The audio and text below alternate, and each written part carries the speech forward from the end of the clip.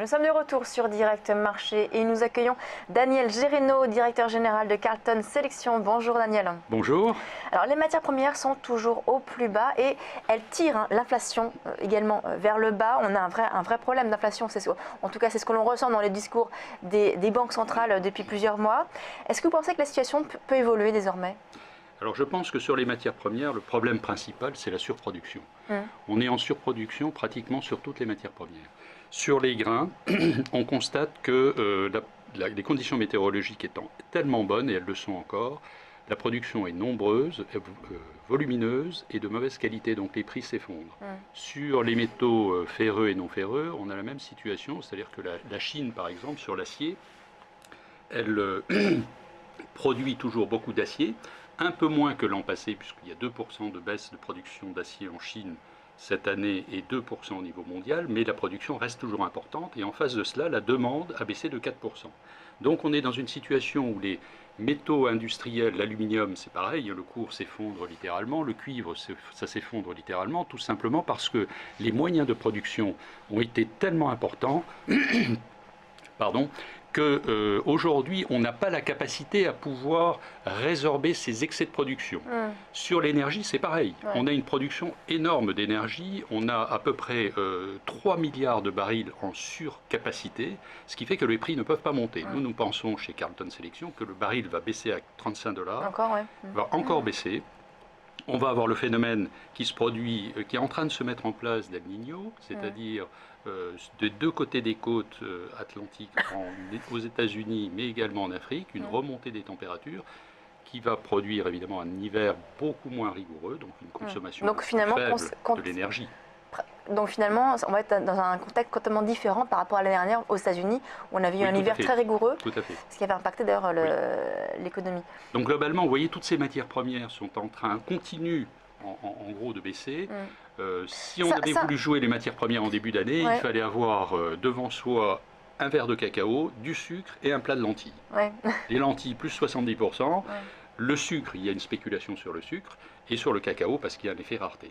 Mais le reste des matières premières a très très fortement baissé. Est-ce que vous estimez qu'il y a une corrélation entre cette baisse des matières premières que l'on constate comme sur l'ensemble des matières premières, à part les trois que vous avez cités, et la baisse de la croissance mondiale dont on parle quand même depuis maintenant plusieurs mois? Alors elle n'est pas directe, mais elle y contribue, parce que évidemment les matières premières, ce sont les rentrées financières des pays émergents. Je rappelle que les pays émergents, tous les pays confondus, c'est 37% du PIB mondial, c'est pas rien.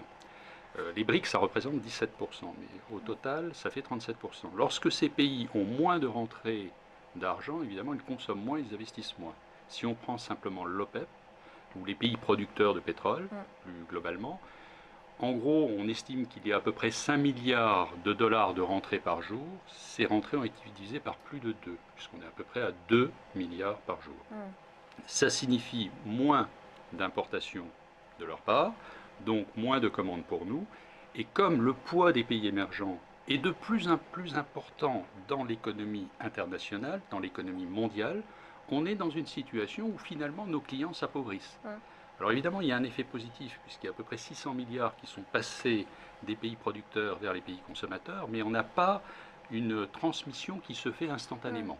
Donc, et du coup, ça aussi, ça impacte du coup les économies également développées, si on peut dire. Tout à fait, ça impacte fortement les économies développées parce que le poids des émergents est plus important que par le passé. Par le passé, on était à 25%, on est à 37%.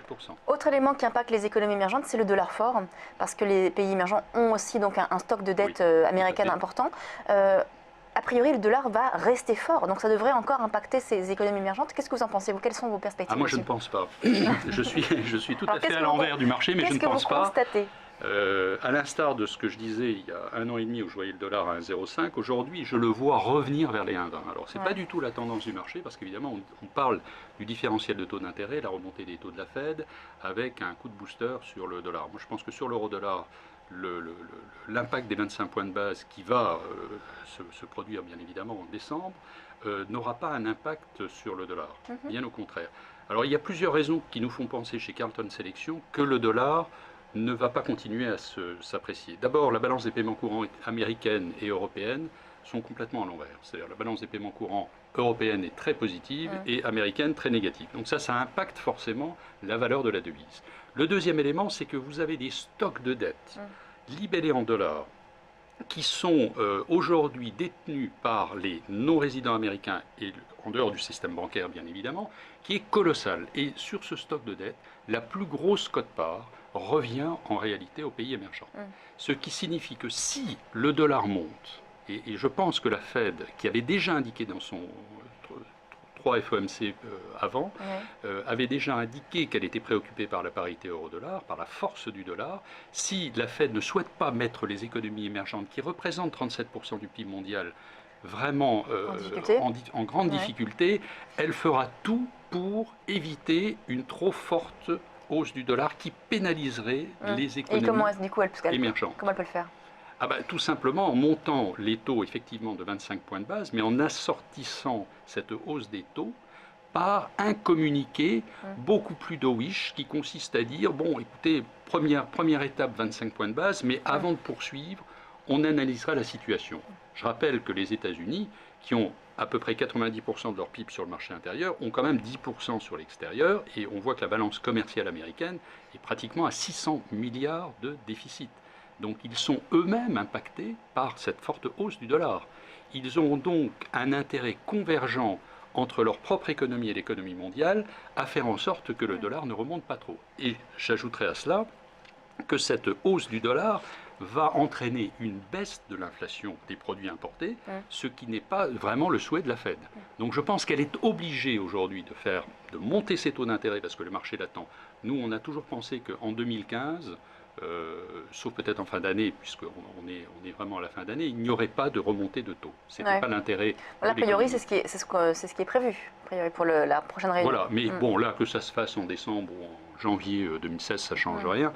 Par contre, je pense que de façon très prudente, elle va monter un peu les taux d'intérêt parce que sinon, le marché l'interpréterait négativement en disant c'est que vraiment ça va très très mal. Bien au contraire, une petite remontée de 25 points de base, ça ne nuira pas à l'économie américaine, à condition qu'on en reste là. Donc vous estimez, donc là, la Fed a raison de remonter ses taux, là, pour, on va dire, de 25 points de base, a priori, si c'est ce qui est prévu, mais qu'elle va finalement, après, pas forcément remonter à chaque réunion. Moi, je ne pense pas qu'elle remontera à chaque réunion. L'économie américaine est beaucoup trop fragile. On est dans une situation où le secteur du bâtiment est en train de repartir aux États-Unis. Ça peut être un relais de croissance, puisque toutes les énergies non conventionnelles, on le sait, ont de graves difficultés. On a eu quand même un bon PIB du troisième trimestre, on a eu aussi de bons chiffres de l'emploi. Alors on a eu de bons chiffres de l'emploi, mais le PIB à 1,5, ce n'était pas exceptionnel. On est allé à 3,9, je crois, au deuxième trimestre. Oui, c'est ça. Alors on a eu un premier trimestre à 0,5, 3,9 et 1,5, ce qui nous fait un 2,4. On est en dessous du potentiel de croissance des États-Unis, mais il faut s'habituer à ce type de croissance, parce que je pense que les États-Unis maintenant sont rentrés dans une phase où ils ne taperont plus des taux de croissance de 3%.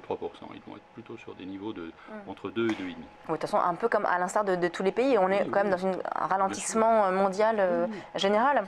C'est quand même ça reste quand même le moteur de l'économie mondiale, les États-Unis.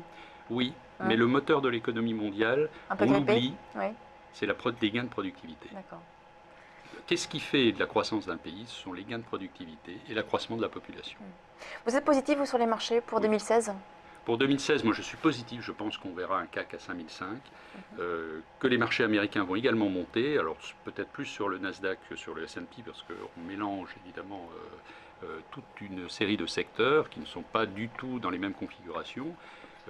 Sur les marchés européens, je pense qu'on peut avoir une très très belle année 2016 parce que la croissance économique européenne pourrait nous surprendre à la hausse.